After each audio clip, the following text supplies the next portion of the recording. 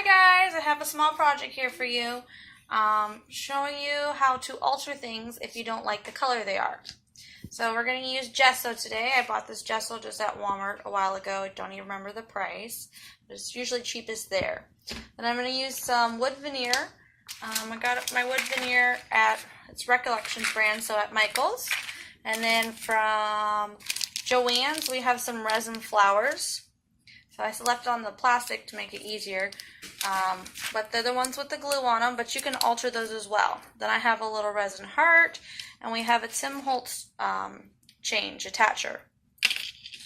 So my project requires things to be a different color. So what I'm going to do is I'm going to put gesso on them and let them dry.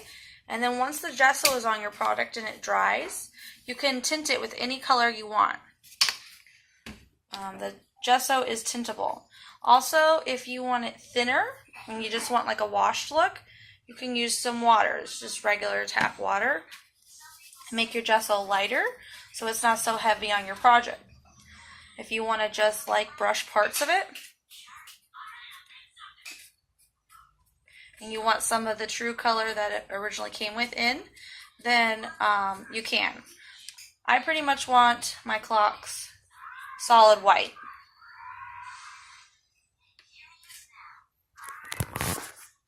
So I'm going to do that, make them solid white. Then I only want a little on the heart and a little on the flower.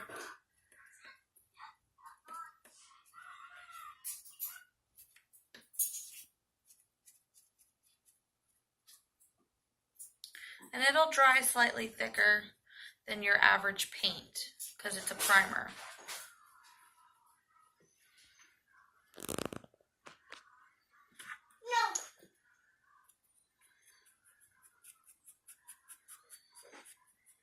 If you paint the back at the same time that you paint the front, you can't let it dry all the way before you flip it. But I just wanted to show you that you can paint just about anything with gesso. This Tim Holtz attacher is metal, and the gesso will dry to that and make it to where you can alter the color. If you don't want brush strokes, you can dab it. I'm not looking for anything perfect. Actually, the messier the better with my project at the moment. So I'm not worried about perfect strokes and everything. So then I want a little bit of water. We're going to make it lighter, or thinner, I should say. More of a washed look. So you just get like the tops of the petals of your flowers and break up some of that solidness. Make it a little bit more shabby chic.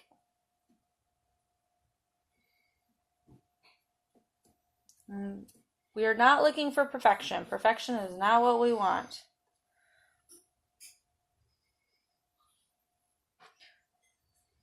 So I guess the heart isn't really resin, it's more plasticky than it is. So it's a plastic heart. But the flower is a resin flower.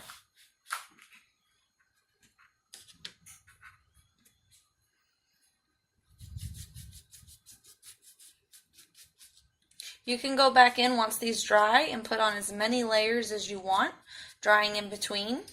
If you want to make your project more white, if you want more gesso added to it, like that word is pretty light.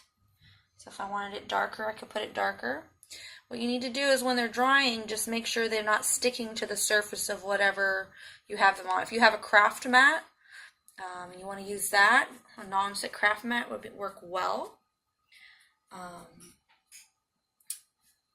Or just slightly keep moving them. You could even get a pair of tweezers to move them with.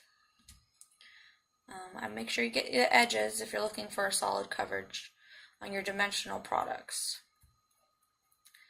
So yeah. So you can alter them in any way you want. All you need is gesso.